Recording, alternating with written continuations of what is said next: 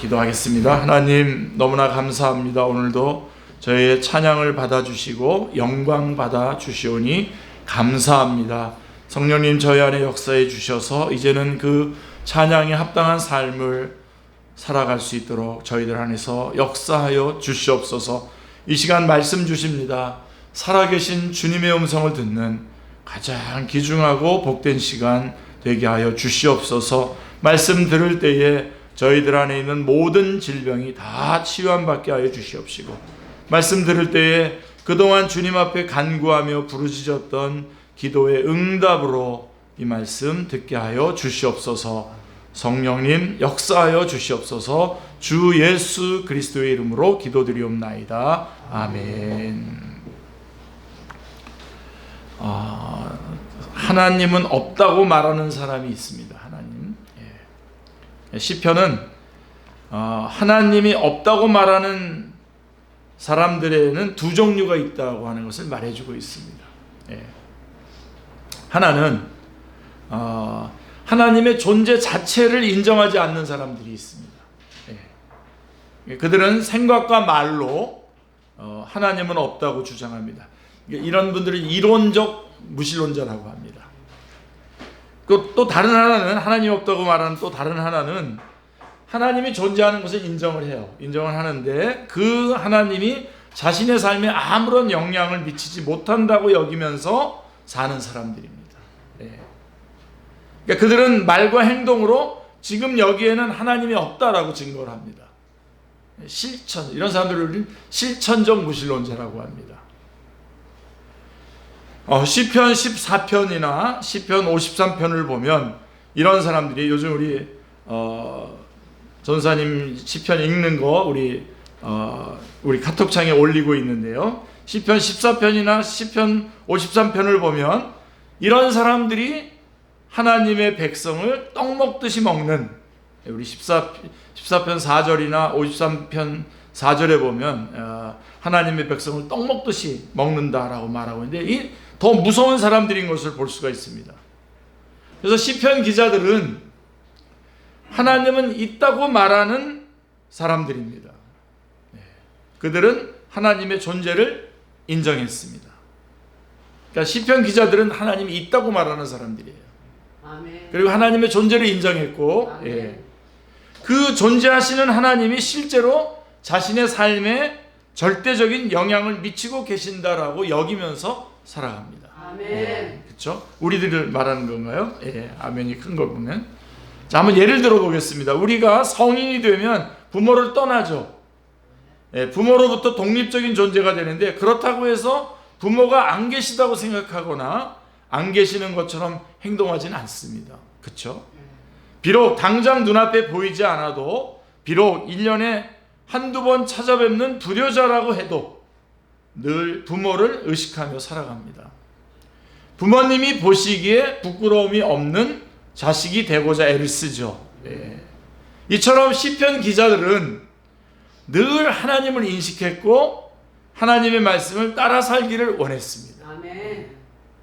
하나님의 백성으로 합당한 삶의 자세를 취했고 필요할 때마다 하나님께 도움을 구했습니다. 아멘. 자, 우리가 부모의 따뜻한 품을 떠나서 험한 바람이 부는 세상에 맞서면서 우리가 성장하지 않습니까? 성장한 것처럼 시편 기자들은 하나님이 없다라고 말하는 사람들이 주류를 이루는 세상에 맞서며 하나님은 있다는 삶을 굳굳하게 살아갔습니다. 아멘. 오늘 시편 62편은 바로 그런 시편 기자의 기상을 잘 보여주는 시입니다. 시편 62편입니다. 어느 날 이 시편 62편이 저에게 누군가 보내줘 왔는데 너무 좋아서 이 말씀을 묵상하고 말씀을 준비했습니다. 이 시편의 저자는 다윗입니다. 이 시를 읽어보면 다윗이 매우 심각한 위기에 처해 있었다는 것을 짐작할 수 있습니다. 3절에서 그는 이렇게 말합니다. 넘어지는 담과 흔들리는 울타리 같이 사람을 죽이려고 너희가 일제히 공격하기를 언제까지 하겠느냐, 언제까지 하려느냐 라고 이렇게 말하고 있습니다. 여기서 사람은 다윗을 말하는 거고요, 너희는 바로 다윗을 죽이려고 달려드는 사람들을 말하는 것입니다. 그들은요, 원래는 다윗에게 담과 울타리와 같은 사람들이었습니다. 여러분, 담과 울타리는 외부로부터 내부를 보호하는 구조물이지 않습니까? 담과 울타리가 있기 때문에 아무나 집에 들어올 수 없죠. 예. 도둑이나 강도의 침입을 막을 수 있습니다. 적을 방어할 수 있죠. 예. 다윗의 주변에는 담과 울타리와 같은 사람들이 있었습니다. 그런데 지금은 그들이 지금 넘어지는 거죠. 넘어지는 담과 흔들리는 울타리가 되었습니다. 예. 자신을 보호해야 할 사람들, 자신이 신뢰하여 안전을 맡겼던 사람들이 이제는 자신을 죽이려고 일제히 공격하는 사람들이 되었습니다. 그들 중에는 자신이 사랑하는 아들도 있어요. 아들. 예. 오랫동안 전투에서 생사고락을 함께했던 전우들도 거기에 있었습니다. 그래서 4절에 보면 그들은 다윗을 높은 자리에서 떨어뜨리려고 합니다. 그들이 그를 그의 높은 자리에서 떨어뜨리기만 꾀하고 거짓을 즐겨하니 입으로는 축복이요 속으로는 저주로다. 셀라, 이렇게 말씀하고 있습니다.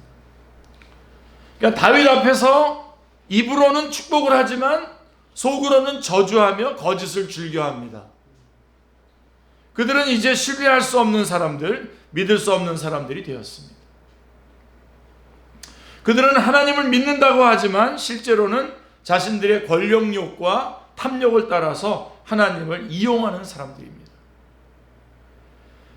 다윗은 믿었던 자들에게 배신당했습니다. 가장 신뢰했던 사람들이 다윗을 향해 칼을 겨누었습니다. 우리가 만일 다윗의 입장이 되었다면 어떤 마음과 생각을 가지게 될까요?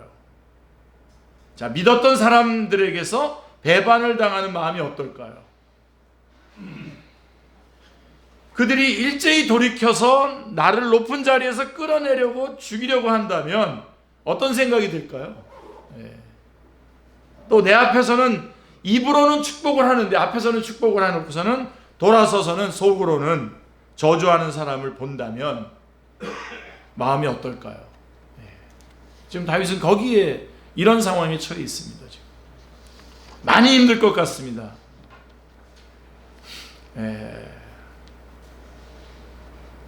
제가 막 뿔따곤 했을 겁니다. 내가 여기다가 원고에다 안 썼어요. 그렇게. 자, 내 지위와 권력을 지키기 위해서 싸워야 할 것 같습니다. 싸워야 되죠. 그랬던 맞설 것 같아요. 인류의 역사 속에서 특히 왕가에서 이런 일들은 비일비재하게 일어나곤 했죠. 예수님께서 탄생하시던 때에 절대 권력을 가지고 있었던 헤롯 왕과 아들들이 그러했습니다. 이방원과 이성계의 그런 권력 다툼에 대한 것도 우리가 너무나 잘 알고 있는 것이죠. 이런 경우에 거의 예외 없이 피비린내 나는 권력 투쟁이 일어납니다. 예외 없습니다. 현재도 이런 일은 여지없이 일어나고 있고 그 결과는 항상 피비린내 나는 권력 투쟁으로 결말이 맺어지는 것이죠. 자, 그런데요, 오늘 시편 62편이 우리에게 주는 가장 귀중한 말씀이 이겁니다. 다윗은 권력 투쟁을 벌이지 않았습니다. 않았어요. 1절 2절을 보십시오. 1절 2절은 여러분 다 암송하시는 게 좋을 것 같습니다. 다윗은 자신의 상태를 이렇게 노래했습니다. 나의 영혼이 잠잠히 하나님만 바라며 나의 구원이 그에게서 나오는도다.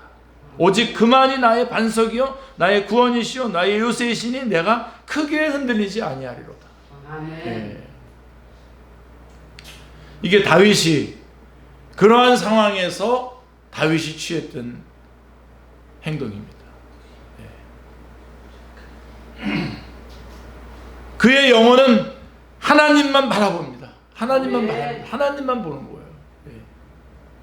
다윗은 하나님을 반석이요 구원이요 요새에 비유하고 있습니다. 이게 무슨 얘기입니까? 반석이요 반석 구원 요새는 인간의 힘으로는 미칠 수 없는 안전한 장소를 상징하는 것입니다. 말하는 것이죠.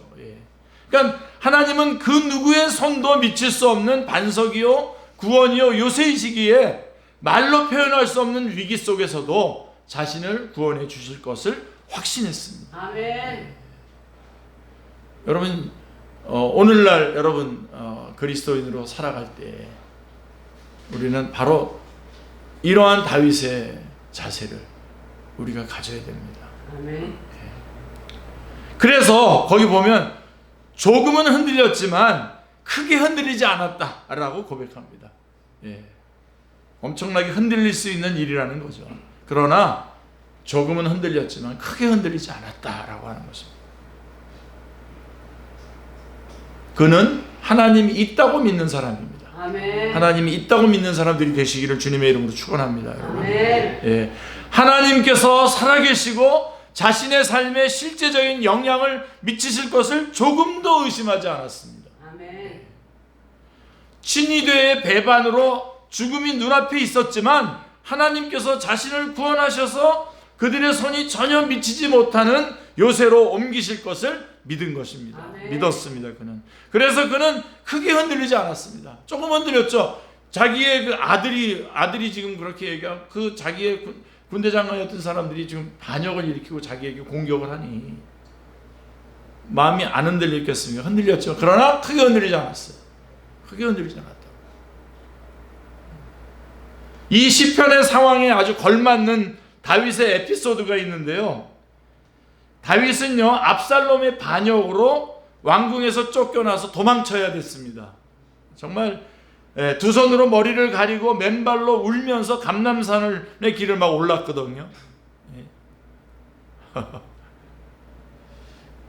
참고로 감람산은 해발이 815m인데 우리 여기 지금 북한산이 836.5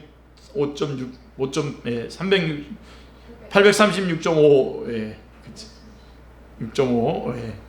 북한 뭐 관악산 같은 경우는 600 몇 미터인데요. 그러니까 높은 산입니다. 그래서 높은 산이에요. 아주 높은 산인데 예, 이쪽으로 막 올라갑니다. 그렇게 피난하는 다윗 일행을 보고 사울의 친족 중에 하나인 시므이라고 하는 사람이 다윗의 일행에게 돌을 던지면서 계속해서 저주를 퍼붓습니다. 피를 흘린 자여, 사악한 자여, 가거라, 가거라 그러면서 예. 염장 지르는 거죠. 예. 사울의 족속의 모든 피를 여호와께서 내게로 돌리셨도다. 그를 이어서 내가 왕이 되었으나 여호와께서 나라를 내 아들 압살롬의 손에 넘기셨도다. 보라 너는 피를 흘린 자이므로 화를 자초하였느니라 그러면서 따라다니면서 계속 이렇게 소리를 치고 있습니다. 그게 사무엘하 16장 7절 8절에 나오는 내용입니다. 그러자 다윗의 경호대장인 아비새가 격분해서 말했습니다. 이 죽은 개가 어찌 내 주 왕을 저주하리까? 청하건대 내가 건너가서 그의 머리를 베게 하옵소서라고 이렇게 말을 합니다. 여러분 만약에 다윗이 마음이 크게 흔들리고 있었다면 어떻게 했을 것 같습니까? 그래 가서 당장 배워라. 그러니까 그는 다윗 만약 크게 흔들렸다면 이성을 잃고 시므이에게 개인적인 복수를 했을 겁니다. 근데요 다윗의 마음은 이 상황에서 크게 흔들리지 않았습니다. 크게 흔들리지 않았어요. 그의 영혼은 잠잠히 하나님의 구원을 바라고 있었습니다. 아멘. 하나님을 바라보고 있었어요. 아멘. 그래서 다윗이 아비새를 타이르면서 말합니다. 이 말이 여러분 너무 중요해요. 자, 내 몸에서 난 아들도 내 생명을 해하려 하거든. 하물며 이 베냐민 사람이랴. 이 사울왕의 족속들이 베냐민 족속 아닙니까? 베냐민 사람이랴. 여호와께서 그에게 명령하신 것이니 그가 저주하게 버려둬라. 혹시 이 부분이 중요해요. 혹시 여호와께서 나의 원통함을 감찰하시리니 오늘 그 저주 때문에 여호와께서 선으로 내게 갚아 주시리라. 하나님만 바라보고 있어요. 아멘. 그래서 이제 다윗은 5절부터 7절에 보면 훨씬 더 단호한 표현을 합니다. 단호한 표현으로 이렇게 말합니다. 나의 영혼아 잠잠히 하나님만 바라라. 물은 나의 소망이 그로부터 오는도다. 오직 그만이 나의 반석이요 나의 구원이시요 나의 요새이시니 내가 흔들리지 아니하리로다. 나의 구원과 영광이 하나님께 있으며 내 힘의 반석과 피난처도 하나님께 있도다 라고 분명히 이젠 더 확실하게 단호하게 외치고 있습니다. 이 5절 6절 말씀은 1절 2절의 반복처럼 보이지만 변화가 있어요. 뉘앙스의 변화가 있습니다. 1절에서는 자기 영혼의 상태에 대한 묘사였지만, 내 영혼이 그렇다는 묘사였지만 5절은 자기 영혼에게 명령을 하고 있어요. 권고하고 있어요. 호소하고 있어요. 1절은 자기 영혼에 대한 소극적인 태도를 보여주는 반면에 5절은 적극적인 태도를 보여줍니다. 그래서 1절에 나의 구원은 이렇게 5절에서는 나의 소망으로 바뀝니다. 나의 소망은, 그리고 1절에서는 단지 하나님의 구원을 바라보지만 5절에서는 구원하시는 하나님께 소망을 갖습니다. 이제 하나님이 유일한 소망인 거예요. 하나님이 구원자이실 뿐만 아니라 이제는 하나님이 나의 소망이에요. 유일한 소망이에요. 그래서 2절에서는 크게 흔들리지 않는다고 했지만 6절에서는 내가 흔들리지 아니하리라 라고 아주 딱 단호하게 얘기합니다. 조금 더 안 흔들렸다는 거 이제는. 반복과 진전의 형식을 통해서 다윗은 하나님께 대한 더욱 확고한 신뢰를 보이고 있는 것입니다. 그의 영광과 구원, 그의 힘의 반석과 피난처도 하나님께 있습니다. 아멘. 그래서 하나님만이 그의 소망입니다. 아멘. 아멘. 다윗은 이제 자신의 영혼에게 말하는 데서 이제 백성들에게 호소하는 대로 나아갑니다. 그러니까 예배자들에게 이렇게 선포를 하는 거죠. 8절에 보십시오. 백성들아 시시로 그를 의지하고 그의 앞에 마음을 토하라. 하나님은 우리의 피난처시로다. 여기까지 나가야 돼요, 여러분. 우리 모임이 오후 시간에 우리가 모여서 지금 이제 교리 공부를 단호하게 이제 앞부분에 하고 있습니다만은 모여서 그냥 교제하고 뭐 이런 것으로 끝나면 안 됩니다. 그것도 필요하지만 그거로 끝나면 안 돼요. 어떻게 돼야죠? 8절 말씀처럼 맨 처음에 우리가 그분이 우리의 구원자였다고 한다면 그분을 소망으로 삼고 그 다음에 나는 어떻게 해야 되죠? 그것을 전해야 돼요. 사람들에게 전해야 돼요. 우리 각 회사마다 저도 몇몇 회사에 나가서 말씀을 전하는데 회사마다 이름을 우리 그리스도인들 모임을 기독교인들 신우회라고 이렇게 불러서 저는 아예 맨 처음부터 바꿨어요. 제가 우리 한일은행에서도 그렇게 바꿨고 지금 SK텔레콤에서도 그렇고 SK증권에서도 그렇고 기독성교회라고 전해야죠. 우리끼리 하나님은 나의 구원이시고 나의 소망입니다 라고 그래서 끝나면 안 되죠. 뭐라고 얘기합니까? 백성들아 시시로 그를 의지하고 그의 앞에 마음을 토하라. 하나님은 우리의 피난처시로다 라고 선포해야 되는 것입니다. 다윗의 구원과 영광이 하나님께로부터 왔습니다. 다윗의 왕권은 회복되었고 다시 평화가 임했습니다. 다윗은 자신의 경험에 비추어서 백성들을 권면합니다. 시시로 그를 의지하라. 시시로 at all time입니다. 시시로 그를 의지하라. 그의 앞에 마음을 토하라. 하나님을 의지하고 하나님께 기도하는 거, 이게 그리스도인입니다. 아멘. 이게 하나님의 사람입니다. 아멘. 이것 말고 다른 거로 정체성을 확인할 수가 없습니다. 영원히 흔들릴 때마다 시시로 at all times 하나님을 의지하고 그분 앞에 마음을 쏟아놓으라고 권면합니다. 아멘. 그러면 하나님께서 피난처가 되신다고 말합니다. 아멘. 시인은 개인의 믿음과 체험을 공동체에게 전달하고 있습니다. 이로써 하나님을 의뢰하는 백성들, 예배자들의 신앙을 격려하고 있는 것입니다. 자, 그런데 사람들은 어떨까요?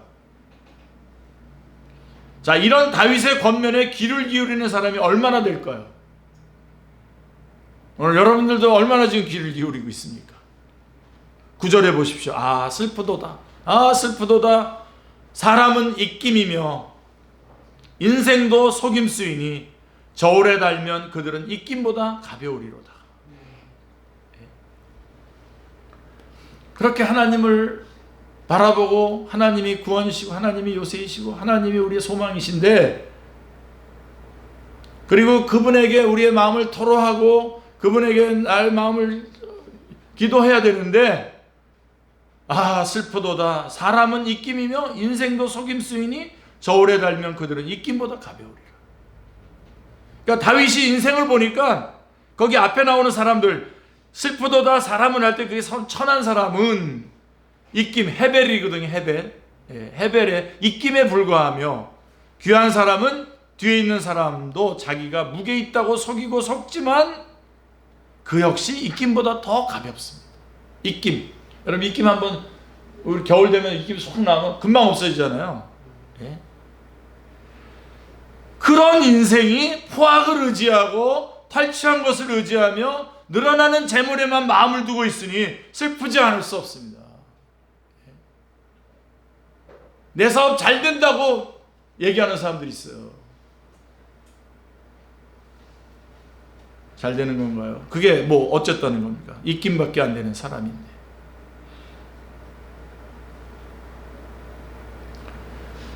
다윗은 사람의 말에 속지 않습니다. 사람의 말에 속지 않았습니다. 다윗은 하나님이 말씀하실 때에 귀담아 들었습니다. 하나님이 말씀할 때 귀담아 들었어요. 하나님의 말씀을 반복해서 듣고 마음에 새겼습니다. 이 사람 말 저 사람 말 이렇게 막 여러 사람 자기한테 필요한 말을 들으려고 왔다 갔다 하지 않고 하나님께서 하신 말씀을 듣고 그 말씀을 또 듣고 또 들었습니다. 평생에 듣던 말씀 또 들려주시오. 하나님의 말씀을 듣고 반복해서 듣고 마음에 새겼습니다. 그 말씀은 11절에서 권능은 하나님께 속하였다라고 하는 말씀입니다. 그리고 12절에서 인자함도 하나님께 속하였다라고 하는 말씀인 것입니다. 하나님만이 권능과 인자함을 가지신 분이십니다. 이 하나님만이 구원할 능력이 있습니다. 이 하나님만이 자기 앞에 마음을 쏟아놓는 사람들에게 인자를 베풀어 주실 수 있는 분이십니다. 이분 앞에 여러분들이 나가셔야 됩니다. 오늘 시편에서 시인이 반복해서 사용하는 부사어가 있는데 무엇만, 하나님만, 이렇게 만이라고 하는 부사어로 히브리어는 이거 아크입니다. 아크 6번 나오거든요. 이 62장에서 6번 아크라고 하는 말이 나오는데 하나님에 대해서는 5번 나와요. 1절, 2절, 4절, 5절, 6절. 그리고 사람에 대해서는 한 번 9절에 나오는데요. 자, 하나님에 대해서 이 단어가 쓰일 때면 오직 하나님만이 배타적으로 행사하시는 일을 강조하고 있습니다. 하나님만이 하시는 것. 뭐죠? 시인은 하나님만이 반석이시라는 겁니다. 아멘. 하나님만이 구원이시고 아멘. 하나님만이 요새라고 말씀하고 있습니다. 아멘. 하나님만이 우리를 구원할 그 권능을 가지셨고 아멘. 우리를 구원하실 사랑이 그분에게만 있습니다. 아멘. 절대로 놓치지 마십시오. 반대로 이 단어를 사람에게 대해서 사용할 때는 인간의 무한한 그 가벼움, 허무함, 무가치함, 무능력을 강조하고 있습니다.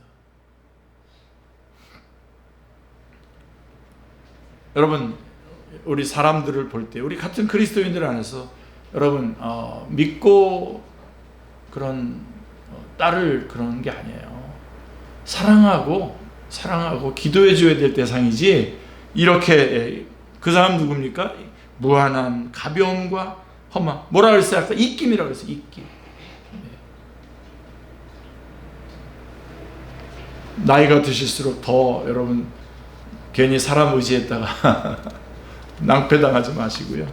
사랑해주고 섬겨주고 기도해주고 그럴 대상이지 믿고 의지할 대상이 아니에요. 아유, 정 목사님이 우리 성도들 간에 이게 이간질하는 건가? 절대로요. 그렇게 하지, 거꾸로 그렇게 하는 게 이간질이에요. 나 성공할 거고 나 하면 뭐 이런 일 할 거야. 그렇게 하는 사람 여러분 괜히 혹해가지고 그러지 마세요. 여러분, 인간은 다만 입김에 불과한 존재일 뿐입니다. 의지할 근거가 아무것도 없는 존재입니다. 예? 여러분 잘 알잖아요. 그런 존재를 의지해서 산다는 것처럼 어리석은 일은 없습니다. 입김 같은 존재가 우리를 구원할 수 없습니다. 입김 같은 존재가 우리의 반석이나 요새가 될 수 없습니다. 시인은 하나님만, 인간만이라고 하는 표현을 통해서 우리가 진정으로 의지할 대상이 누구인지를 극적으로 보여주고 있는 것입니다. 하나님만 의지하는 시인은 극한의 어려움 속에서도 잠잠히 그분만을 바라볼 수 있었습니다. 아멘. 그분에게만 구원과 소망이 오기를 기대할 수 있었습니다. 아멘. 하나님만이 자신의 형편을 바꿔 주실 분이심을 믿었습니다. 아멘.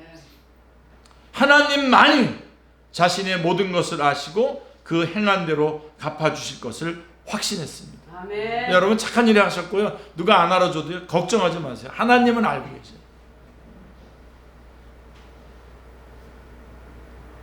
반대 거 얘기하면 여러분 너무 씁쓸해질까 봐. 여러분 못한 거 다 사람들이 다 모르죠? 하나님은 아셔요. 덮어주고 계신 거예요, 지금. 바로 이 시인의 마음이 여기 있는 거예요. 하나님만은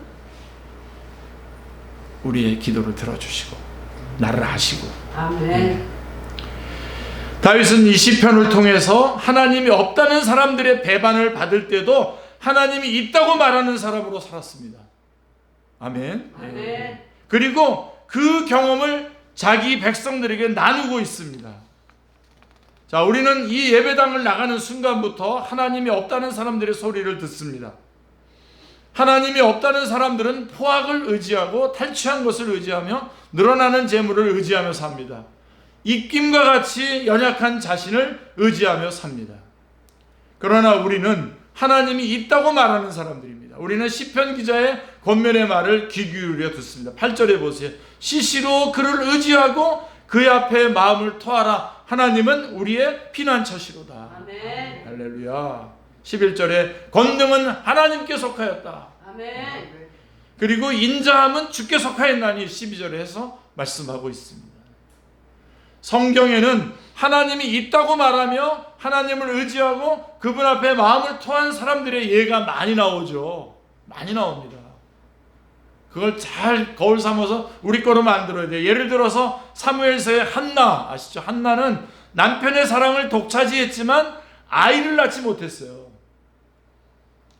한나를 시기한 분인나는 한나를 괴롭히며 격분시키곤 했죠. 그러나 한나는 어떻게 했습니까? 분인나와 싸우지 않았습니다. 싸우지 않았어요. 여호와만 의지했어요. 아멘. 그래서 성전에 가서 기도했어요. 엘리 제사장이 볼 때 술 취한 사람처럼 보일 정도로 하나님 앞에 기도했어요. 아멘. 자신의 억울한 마음을 하나님께만 쏟아놓았습니다. 하나님은 한나의 기도를 들으시고 그를 통해 이스라엘의 역사를 바꿀 사무엘을 낳게 하셨습니다. 그리고 여러분, 유다 왕 히스기야는 아시죠? 아수르의 침공을 받아서 왕국이 멸망할 위기에 처했습니다. 이때 히스기야 왕은 아수르 왕이 보낸 왕 항복 권유 편지를 들고서 성전으로 올라갔습니다. 편지를 받고 황당하잖아요. 너 이제 항복해라. 성전에 갔습니다. 그는 그 편지를 여호와 하나님 앞에 펴놓고 마음을 쏟아서 기도했습니다. 아멘. 하나님께서 그의 기도를 들으셨습니다. 아멘. 하룻밤에 아수르 군사 18만 5천 명이 죽었습니다. 그리고 아수르 왕은 고국으로 돌아가서 그 쿠데타 세력에 의해서 칼에 죽임을 당했습니다. 어려울 때마다 하나님을 의지하며 마음을 토로한 대표적인 구약의 인물들이 바로 시편의 기자들입니다. 이 시편 기자들입니다. 그들은 자신들의 구원 경험을 많은 시편으로 노래했습니다. 하나님이 없다고 하는 사람들의 말을 따라 사람을 의지하거나 재물을 의지하거나 그 어떤 것들을 의지하지 않고 오직 하나님만 의지하며 살아가는 사람들이 되시기를 기도합니다. 네. 하나님만 의지하기에 하나님께만 구하고 하나님께만 우리의 마음을 토로하고 하나님께만 우리의 구원과 소망을 두시기를 기도합니다. 다윗처럼 하나님의 권능과 인자하심을 생생하게 체험하며 살아가시는 남은 생애가 되시기를 주님의 이름으로 축원합니다. 기도하겠습니다. 하나님 아버지, 오늘 말씀을 통해서 하나님만이 저희의 구원이요 또 소망이요 또 피난처이신 것을 알게 해주시고 잠잠히 하나님만 바라고 하나님께만 마음을 토로할 수 있도록 저희들을 일깨워 주시고 알게 해주시오니 하나님 감사합니다. 하나님이 없다는 세상 속으로 저희가 나갑니다. 하나님이 있다고 말하는 그 신앙을 가지고 하나님만이 유일한 소망이고 구원이고 피난처이신 것을 붙잡고 담대히 이 땅을 살아가게 하여 주시고 사랑하는 영혼들 사랑하며 그들을 위해서 사랑하고 기도해 주고 섬기게 해 주시옵소서. 혹여나 그들을 믿고 의지했다가 하나님 실망하고 좌절하는 일 없도록 저희들을 인도하여 주시옵소서. 주님만 의지하는 저희들의 남은 생애가 되게 하여 주시옵소서. 주 예수 그리스도의 이름으로 기도드리옵나이다. 아멘.